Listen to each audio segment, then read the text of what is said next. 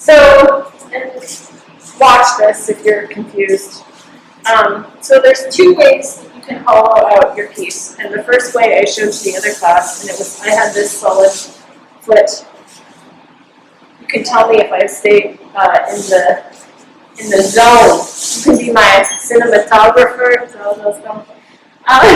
can zoom and so because this is such a small piece, you guys saw my life-size piece, correct, that I did?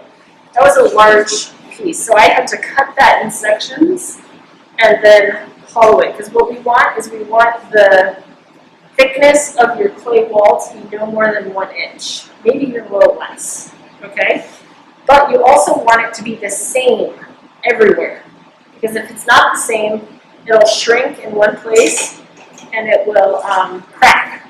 So if it's like super skinny right here, or if it's super skinny on your little toe, and then that's like solid clay right there, then your toe could crack off, and that would be sad. So there's two ways we can do this. One, like this, I've got a really rough foot here, it's real messy. So I just decided to stab into it with a cutting loop tool, and right from the bottom. And I carved out the whole bottom, like this. And this would be great, especially if your foot is not even, you're not even going to see the bottom of it, right? You can even leave it with an empty portion. And this gives you access, so then what you are going to want to do is go inside with your loop tool and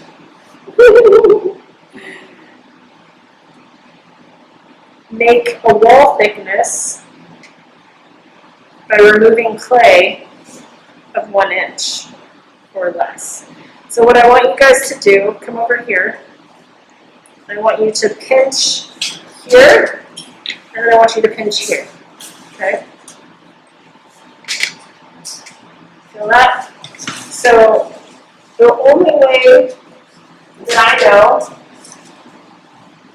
to really understand what's happening, yes, so you feel the difference there and there. So let's say you want, like I like this thinner thickness, it's not too thin, I guess it's more like 1/2 inch, and this is like way too much. And they're right next to each other, so they need to match. So I'm going to use a cutting loop tool, and I'm keeping my hand underneath it.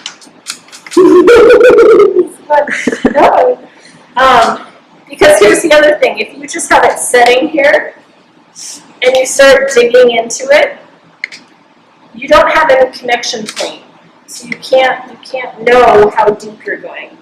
So if your hand is underneath your piece and you have a tool here, then you have more of a sense of what's happening. Also, you can put your tool in, you can mark it, check the depth, and then look at where that depth is landing. Okay?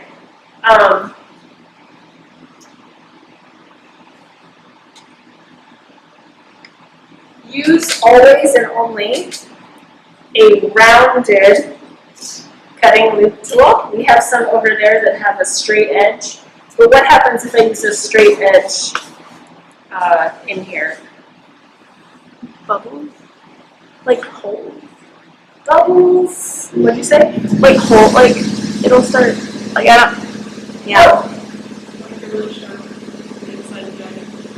It makes the inside sharp and jagged. But what it'll also do is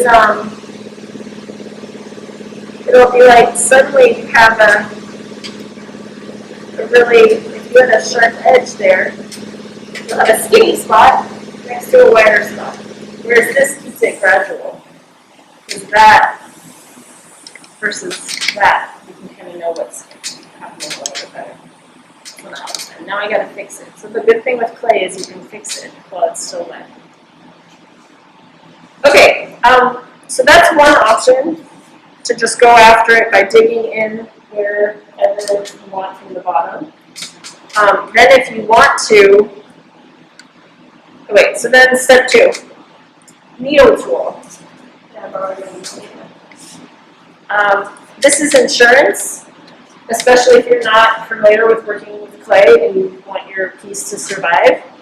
Then you have to be very careful. People have stabbed themselves and had to get tetanus shots because they stabbed themselves in my class.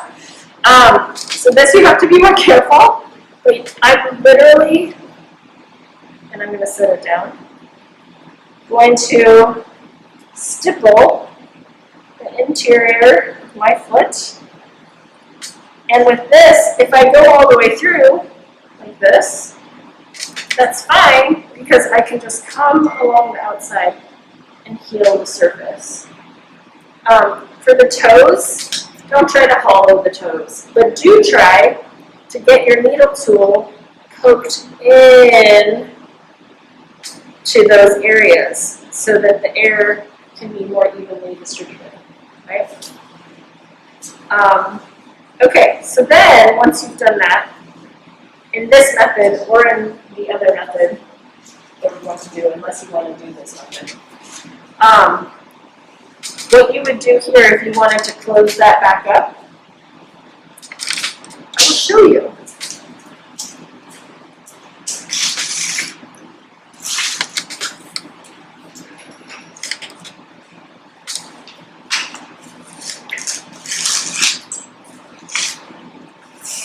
So this is called a rake tool, and I sent one of these home with you guys too. It's for slipping and scoring. My foot here is quite moist still, so it's not super important that I do this, but I'll do it. So I'm gonna just slip and score. This is called scoring. Score, score, score, score, score. My lazy man's way of slipping is that I just rub it up and then I spray it. Slip is watery clay. That's what slip is. So as soon as I do that to this broken up clay, and then if I do it again, instant presto, I have slip. It's watery clay. So now I have a place that I need to plug back up. So I would make a pancake in the shape of my hole.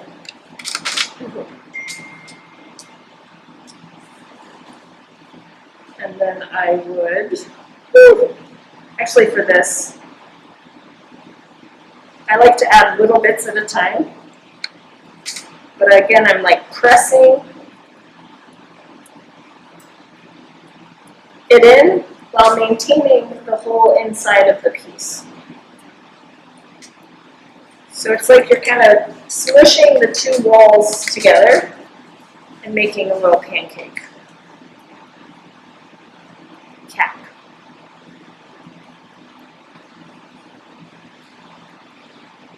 And then once it's on there, you can retool and re-sculpt your foot. So you keep going around that edge.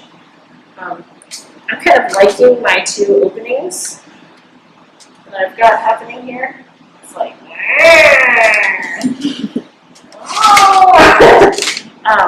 so yeah, so that is one method, just hollow. Okay, now another, if you've done a ton of work, like Kate, and if your piece is quite firm, so this is approaching leather hard. So this is the clay, the terms I talked about in the assignment. This is plastic clay, very plastic, very malleable, very wet, workable. And then as it dries, you're discovering it gets more brittle, right? And here, Kate's piece is approaching leather hard, which is the point from which you don't want to change it too much more. So one thing that Kate could do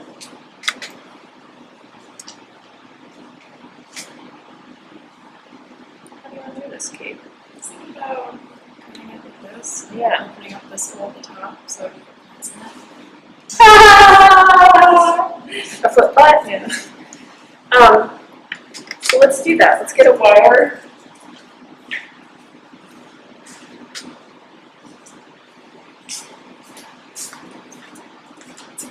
Got it?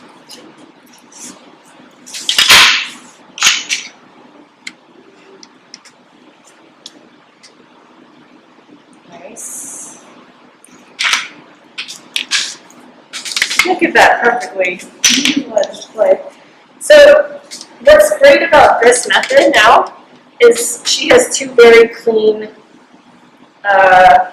edges to reattach to. So now Kate will take her tool and carefully, I won't do all of this, but with the loop tool, get in there and cut out and remove all the excess clay that she doesn't want. But it gives you a nice visual on what thickness that clay wall is going to be. And then she'll do the same thing here, and maybe even here, since you're going to open it up. And then what you do is the same idea as making that little pancake filler piece.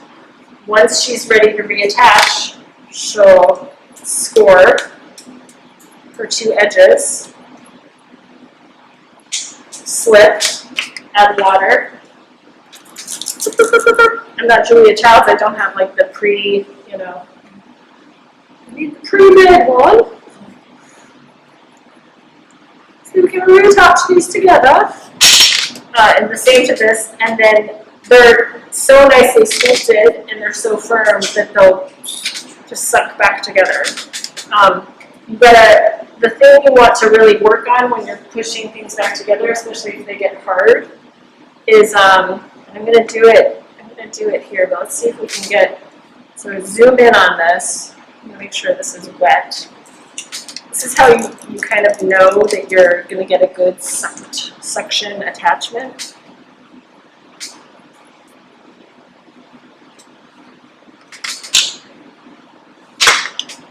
Is when if you push them back together, whoa, yeah, you see the water in the slip come back out, So I'm not going to work this foot too hard because she's still in process, but you could then either use your fingers to kind of make it extra special, really tight, or this is called a thumb tool, a wooden thumb tool, and it's designed for your thumb and to act like your thumb. So you can get in there and press the two areas together. You want to bring the clay bodies together.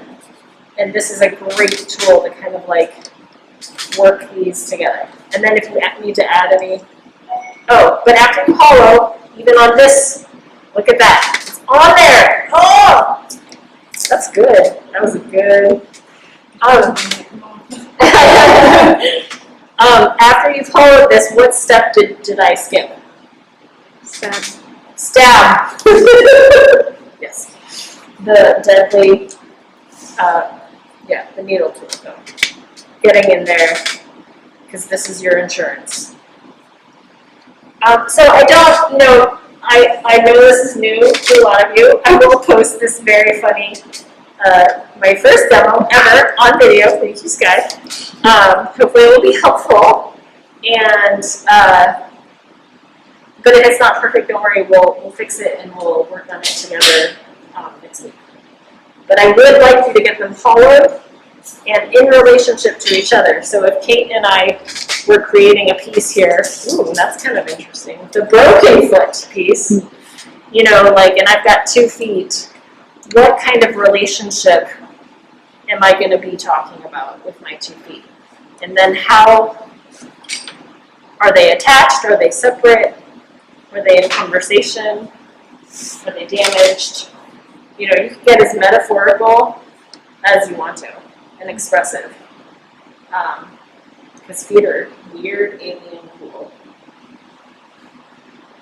Thank you for joining us today. I always hit that button.